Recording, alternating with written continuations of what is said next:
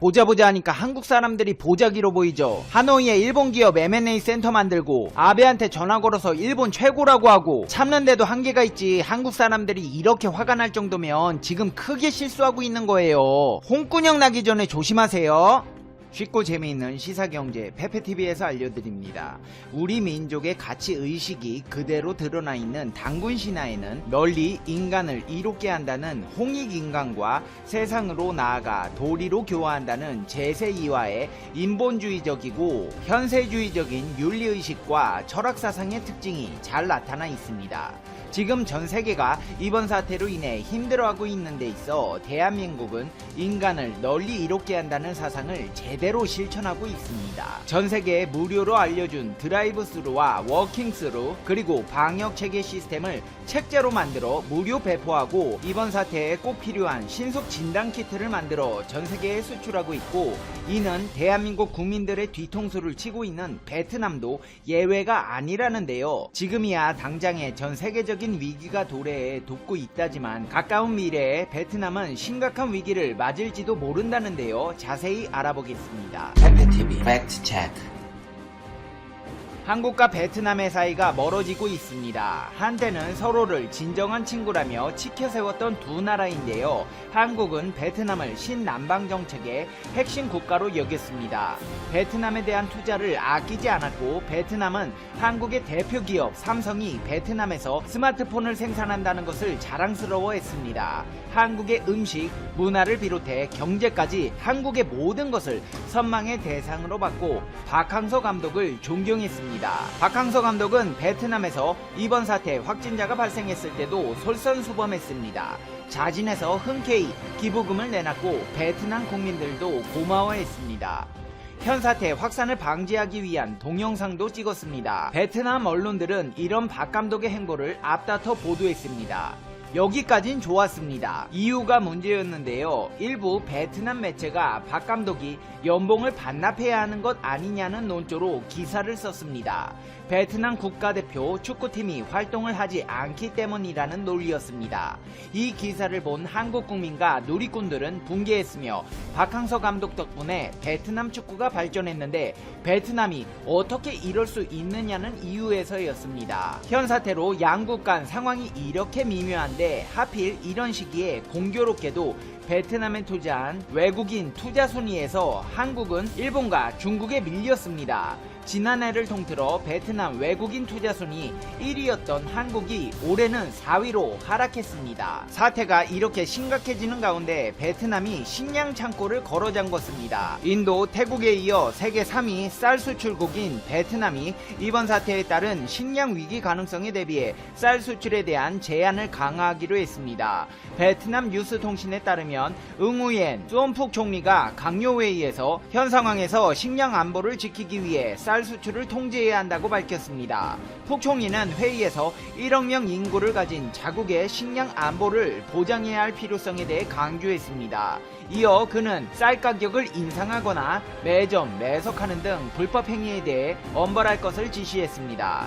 푹 총리는 재정부에 올해 19만 톤의 쌀과 9만 톤의 벼를 비축할 것을 지시했습니다. 푹 총리는 식량 안보 관련 회의를 주재하고 어떠한 경우에도 식량 안보는 확고히 지켜야 한다고 강조했고 이후 베트남 정부는 쌀 수출을 중단했습니다. 세계적인 위기가 도래했을 때 베트남이 이렇게 이기적인 정책을 펼치고 있는 가운데 한국은 어떻게 하고 있을까요? 복수를 하고 있습니다. 근데 우리가 기존에 알고 있던 복수가 아닌 사랑으로 복수를 하고 있다는데요. 현 사태에 꼭 필요한 신속 진단키트를 비롯해서 현금, 마스크, 라면, 쌀 등의 여러가지 품목으로 베트남을 돕고 있습니다. 말 그대로 전세계가 힘든 가운데 널리 인간을 이롭게 하고 있습니다. 일단 한국산 신속 진단키트부터 말씀드리자면 집단 환자가 발생한 하노이, 박마이, 병원 주변 10곳에 한국산 신속 진단키트 시범 적용이 이루어지고 있습니다. 베트남은 현지 최대 병원인 하노이 박마이 병원과 관련한 이번 사태 집단 환자가 빠르게 확산하면서 이 병원을 방문한 사람들이 한국산 신속 진단키트를 활용해 검사를 받고 있습니다. 하노이 질병관리센터 부센터장은 하노이가 이번 사태 확산 방지를 위해 신속 진단을 하는 것은 이번이 처음이라며 이번 사태에 큰 도움이 되고 있다. 하노이의 다른 지역에서도 광범위하게 한국산 신속 진단키트를 활용할 계획을 가지고 있다고 전했습니다. 한국산 신속 진단키트는 검사 결과가 10분 만에 나오는 것이 특징입니다. 한국인들의 기부 행렬도 끊이지 않고 있습니다. 베트남 K마켓의 고상구 회장은 베트남 조국전선 중앙위원회를 방문해서 현금 10만 불과 함께 마스크 5만 장, 라면 500박스, 쌀 500포 등 총 16억 동의 구호 물품을 기부했습니다. K마켓 측은 지금까지 베트남 현지인의 많은 사랑을 받아왔다. 받은 사랑을 보답하는 게 당연한 도리라고 생각한다며 이번 사태가 확산되어 기금을 전달하는 것보다 확산되기 전 방어하는 것이 중요하다고 생각되며 지금이 그 적기라고 판단된다. 모두가 힘을 모아 힘든 시기를 조속히 극복해 나갈 수 있도록 힘을 보태겠다고 덧붙였습니다. 앞서 K마켓 측은 베트남 농가가 현 사태로 인한 수출길이 막히자 베트남 수박 농가의 수박 22톤을 구입해 14일간 원가로 판매하는 K마켓엔 베트남 농가 상생 프로젝트를 진행하였고 현 사태로 격리되어 있는 교민들을 위해 즉석밥, 라면, 김치, 고추장 등의 구호 물품을 지원하였으며 K마켓의 전 직원을 대상으로 안전안심보험에 가입하였고 직원들과 고객들의 안전을 위해 전 매장에 2번 방역, 전 직원 마스크 착용 근무, 회사 내에서도 사회적 거리 유지를 위한 한자리 뛰어앉기, 입출입 시 소독 발판 사용 및 발열 체크 등 이번 사태 극복을 위한 지원 및 대응에 총력을 기울이고 있습니다. 베트남에 기부하는 한국 기업은 K마켓뿐만이 아닙니다. 베트남에서 농산물 판매 플랫폼 구축 사업을 진행 중인 한국식품산업협회는 현 사태로 어려움을 겪고 있는 베트남 하노이 박마이 병원을 방문해 한국 식품을 기부했습니다. 기부 행사에는 대상, 아워홈, 풀무원 식품, 궁전방, 신선어람, 카페베네, 홍무역 등이 동참해 생수, 음료, 라면, 레트로트 식품 등의 K푸드를 의료진에 전달했습니다. 한국은 이렇게 음식만 기부하는 게 아닙니다. 고액의 현찰도 기부하는데요. 한국의 신한은행도 베트남의 이번 사태 극복을 위한 지원에 나섰습니다. 신한은행 베트남법인은 베트남 정부가 현사태 극복 지원을 위해 펼치고 있는 전국민 현사태 극복 동참 캠페인을 통해 기부금 2억 5천만 원을 전달했다고 전했습니다. 신한은행 관계자는 국내는 물론 해외에서도 국가와 지역의 성공과 발전을 지원하는 은행이라며 고객과 사회로부터 신뢰와 사랑을 받는 은행이 되고자 끊임없이 노력하고 있다. 이번 기부금 지원을 통해 한국과 베트남의 관계가 더욱더 돈독해지기를 기대한다고 말했습니다. 이렇게 한국은 베트남에 아낌없이 주는 나무와도 같이 할 수 있는 모든 것들을 해주며 위기 극복을 위해 노력하지만 베트남의 앞날은 그리 밝아 보이지 않습니다. 실제로 한국 여행객들의 여행지 선호순위 상위권을 다투던 베트남을 다시는 가지 않겠다는 사람들이 늘어나고 있습니다. 베트남은 관광업이 큰 비중을 차지하고 있고 그 중에서도 한국인들의 비중은 상당합니다. 작년만 해도 베트남은 관광산업이 성장 가도를 질주하고 있었습니다. 베트남 관광행정부에 따르면 2018년 베트남을 찾은 외국인 관광객은 1,550만 명을 기록했습니다. 2017년 대비 19.9% 늘어난 숫자입니다. 2019년 총 외국인 관광객 수는 약 1,800만 명을 기록했습니다. 국내 관광객 8천만 명을 포함한 관광 수익은 2018년 620조 달러입니다. 베트남 GDP의 8.39%를 차지하는 규모입니다. 관광 수익은 700조 달러를 넘어설 것으로 전망했습니다. 관광총국에 따르면 베트남 전체의 숙박시설은 2만 8천여 개, 객실만 55만여 개에 달합니다. 또한 현지 가이드만 해도 2만 4천 명이 넘는 것으로 추정됩니다. 이 많은 관광업 종사자들이 이번 사태에 대해 한국인들의 베트남 불신 현상까지 나타나며 어려운 상황에 직면할 수 있다는 것입니다. 실제로 한국관광공사의 국민 해외 관광객 주요 행선지 통계를 따르면 국민 해외 관광객 주요 행선지 통계에 따르면 2월 베트남을 방문한 한국인 관광객 수는 32만 1967명으로 전년 대비 16% 감소를 보였습니다. 감소세를 보이던 와중에 2월 말 한국인 입국 제한 조치로 직격탄을 맞은 셈입니다. 소비자들의 반응은 냉담했습니다. 이미 출발한 우리나라 여객기를 긴급 회항시킨 사건부터 한국인 입국자 14일 격리 조치까지 베트남의 행보가 실망스럽다며 빈정상에서 이번 휴가 계획은 모두 취소할 계획이다. 베트남을 여행하려다 태국으로 행선지를 바꿀 것이다. 앞으로 다시 베트남을 방문할지도 의문이다. 라며 좋지 못한 감정을 드러내는 여행객들이 늘어나고 있습니다. 더군다나 한국 기업들의 투자 전망도 어두워 보입니다. 사전 예고도 없이 정부의 말 한마디에 한국인 출입을 금지시킨 베트남에 리스크를 떠안고 투자할 회사들은 F-35E보다 조금 더 큰 외형 저피탄 전투기로 설계, 레이저 통합 직격탄, 한국형 타우루스 등 장착 가능, 단좌식, 복좌식 동시에 개발, 공중급유 기능도 갖춰 한국형 전투기 1:1 실물 모형이 일반에 처음으로 공개된다. 오는 2021년 시제기가 제작될 KEF-X의 미래를 가늠할 수 있어 관심이 쏠린다. 서울국제항공우주 및 방위산업 전시회 2019 행사 관계자는 개막일인 오는 15일부터 20일까지 성남 서울공항에서 KEF-X 실물 모형을 전시한다고 14일 밝혔다. 시제기 개발에 돌입한 KEF-X는 다기능 이상 배열 레이더와 최신 정밀유도 무기 등을 장착해 지상과 해상, 공중에서 정밀 타격 수행이 가능한 다목적 전투기다. KEF-X를 주관하는 한국항공우주산업 측이 공개한 재원 설명에 따르면 KEF-X는 길이 16.9m, 높이 4.7m, 폭 11.2m로 F-35E 스텔스기보다 조금 더 큰 규모로 제작될 예정이다. F-410 쌍발 엔진을 탑재할 KEF-X는 최대 시속 2200km로 비행할 수 있다. 항속거리는 2900km, 최대 탑재량은 7700kg, 최대 이륙重量은 25600kg을 목표로 한다. 이날 프레스데이에 사전 공개된 KEF-X 실물 모형에서 가장 눈에 들어오는 부분은 전체적인 외형이었다. 한눈에 봐도 F-35E보다 조금 더 크지만 기존에 개발된 스텔스 전투기들과 비슷한 외형으로 설계해 핏 함유를 최소화했다. 4.5세대 전투기로 개발될 KEF-X는 스텔스 기능은 없지만 저피탄 전투기로 적 후방을 은밀하게 타격하고 동시에 항공기 생존성을 높일 수 있을 것으로 전망된다. 주날개 하단에는 480길런 외부 연료 탱크와 함께 BL-600 벙커 버스터가 결합된 LJDAM 레이저 통합 직격탄과 독일제 아이리스-T 단거리 공대공 미사일 등이 장착됐다. 또 기체 하단에는 영국제 공대공 미사일 미티어 4발을 무장할 수 있게 설계됐다. 미티어는 핏 함유를 줄이기 위해 내부로 무장이 가능하다는 게 카이 측 설명이다.